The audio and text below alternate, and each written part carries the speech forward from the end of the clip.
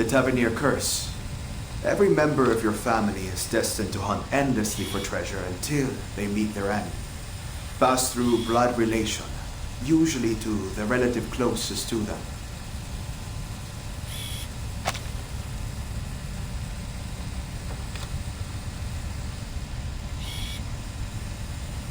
You don't believe in this so-called curse, do you, Miss Tavernier?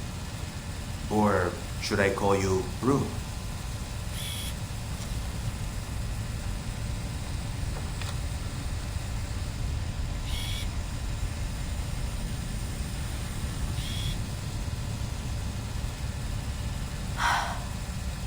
Given how things have turned out, it isn't as easy as a yes or no. Don't you think?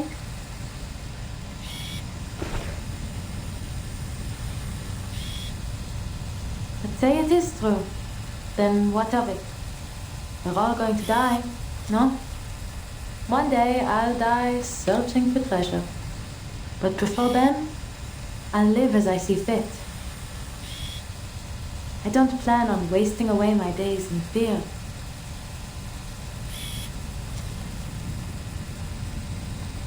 The ending may be written, but that doesn't mean I want to follow the story word for word.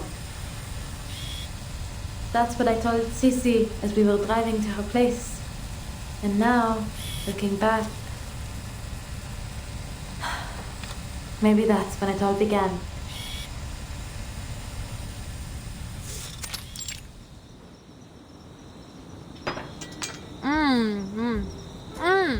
So good. This gratin is the best. How'd you get so much flavor out of a simple potato? You like it then? It's just ordinary home cooking, really. Maybe it's finally time you started doing it yourself.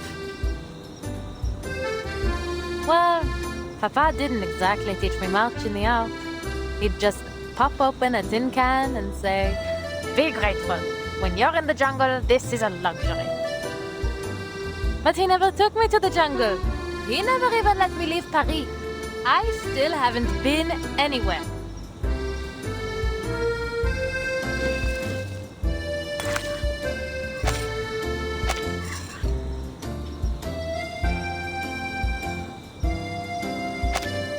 You can only blame yourself, Adele. You were the one adamant about not becoming a hunter. Of course! Because I don't want my life planned out like a stage play. And don't pretend you didn't have a part in this. You're the one who picked the page number in the advertisements.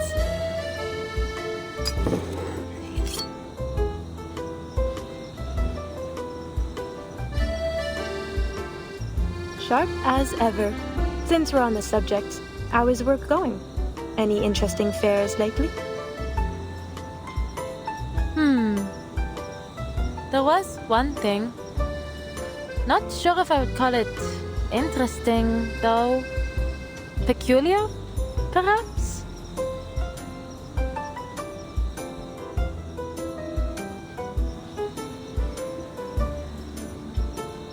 I was at a diviner's salon, and the host, I don't know, I think she was trying to scam me. She started rambling about all these strange things that would happen. Things that sounded a lot like the Tavernier curse. And then she died. Died?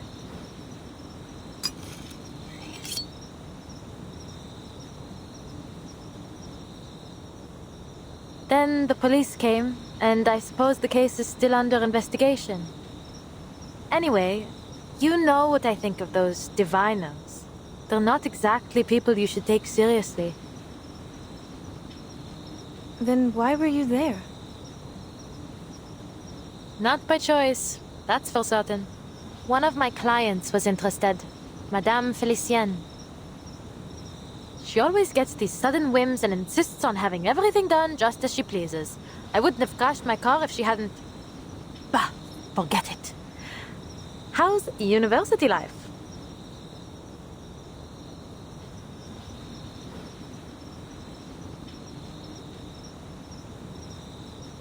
She's a long-term client, then? Can't say you've mentioned her before.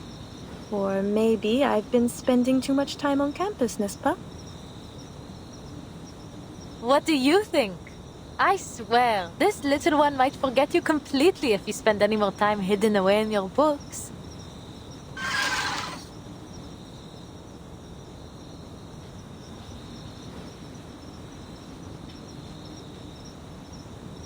Oh, I know better than that.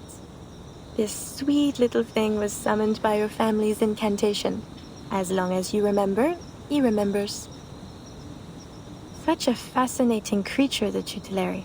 He sees every corner of your psyche, memory and sensation, even your unconscious thoughts. Here comes Cici with another one of her academic lectures. Is this what you're studying these days? Yes. Professor Rozo has found new inspiration in a Swiss psychologist's theories. He's pushing for some new breakthrough. The whole research team's working on it. We've already seen some early progress. That, collecting brain thing? Collective unconscious.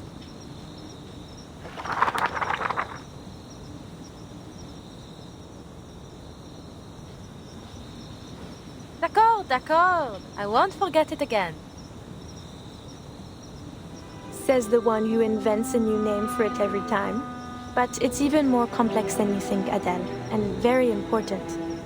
It may even help us make Paris a better city. Imagine the minds of people like islands, each floating on their own. And the collective unconscious as the water that links them all. This is Jung's idea of the collective unconscious, a psychic space shared by all of humanity. Human aggression, whether it be war, class conflict, or tensions between humans and arcanists, has always been a constant. It's like the tides affecting the shared ocean between us. We build on our islands, but inevitably the tide will reclaim them.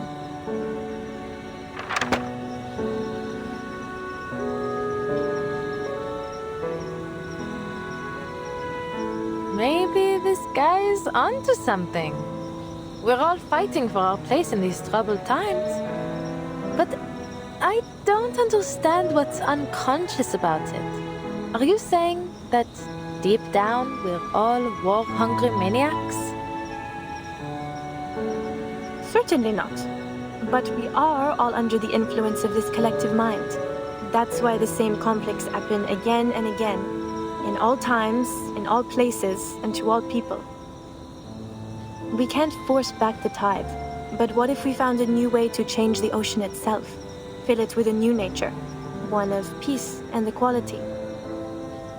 Even one tiny drop of new thought could make a world of difference.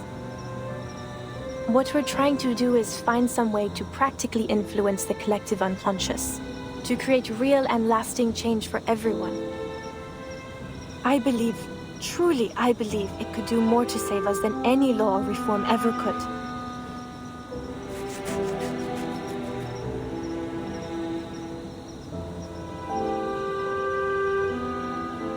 So you want to control everyone's minds?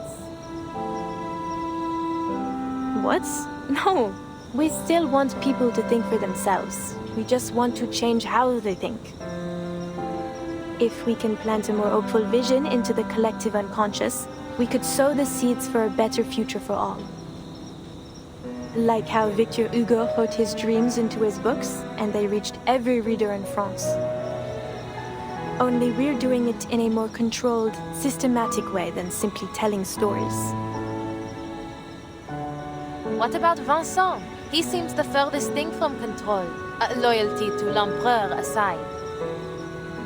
Are you sure this research is safe? Truthfully, I wouldn't say it's entirely without risk. The collective unconscious is a sea of primordial images formed into cultural motifs and symbols. The more popular that symbol is, or the more often a theme occurs across cultures, the more powerful it's said to be in our collective unconscious. Take Napoleon, our conquering hero king and cultural symbol. Vincent? Well, he's always admired him, so perhaps that made him more susceptible. We're working in the mind, so it's understandable that there might be some unforeseen effects. I fear Vincent may not be the last to suffer like this until we find a safer way to proceed. Popular symbols, recurring themes, mental distress.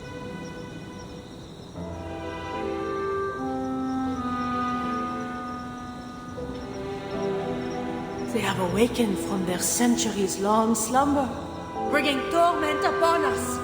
We have called them forth. We have set loose this horror.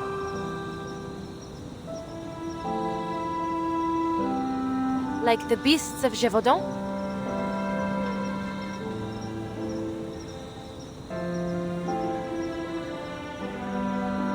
That old legend. But why would the beasts of Gévaudan be...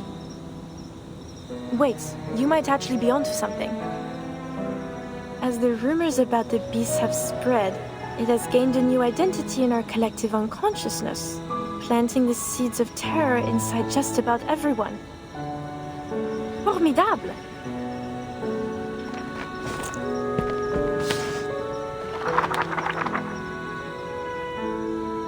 Merci, Adèle.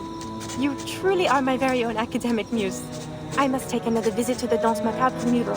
It may play a part in all of this. I'll buy you one of those good luck necklaces when I publish my paper.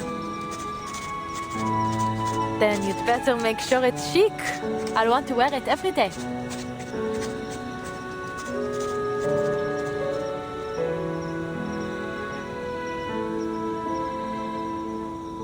So, what comes next? It's only a thought for now. One I must keep to myself.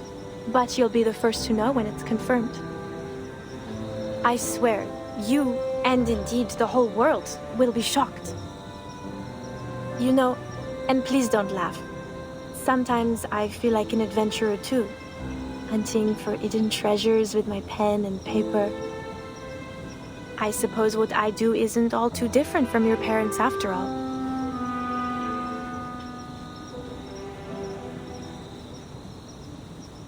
Je m'excuse, Adèle.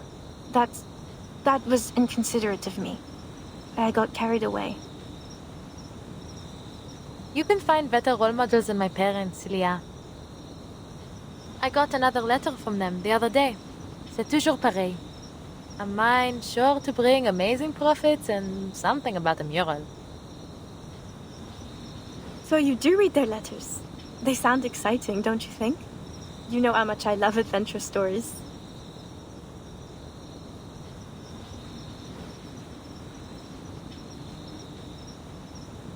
That you do. Sometimes I think you're more of a tavernier than I'll ever be. I suppose I have always thought of you as a sister. Anyway, enough about that. Where are you taking your client tomorrow? To Rue de la Paix. There's a crystal parlor we're going to visit.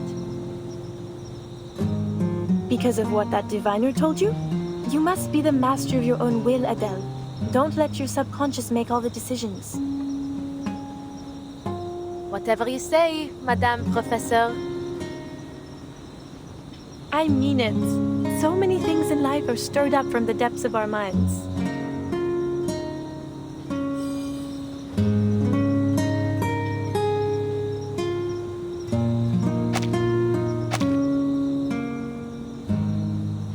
Sissi, dis-moi.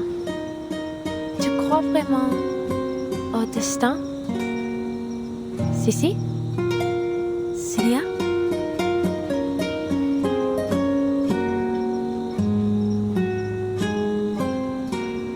Bon.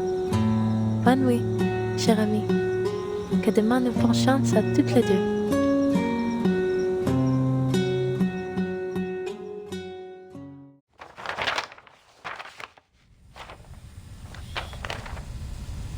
And it was on the following day that you paid a visit to Beryl Boaniche's Parlor of Crystals? Correct. And there, you have another, what did you call it? Unusual divination. Beryl Poinish had foreseen my visit long before I arrived. Just as she had foreseen all that came afterward.